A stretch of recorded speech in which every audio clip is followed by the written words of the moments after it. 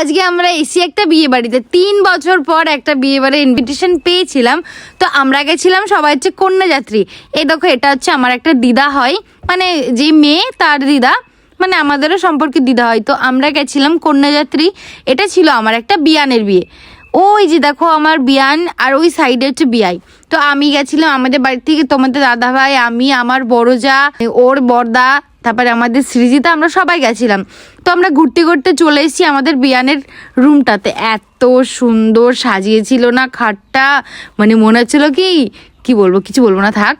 তো এত সুন্দর সাজিয়েছিল না রুমটা, বলছি সত্যি অসাধারণ রুমটা। নিচে টাইলস দেয়া, ও সাইডে এত সুন্দর লাগছিল, আমার মনে হচ্ছিল কি এটাতে আমিই বসে পড়ি।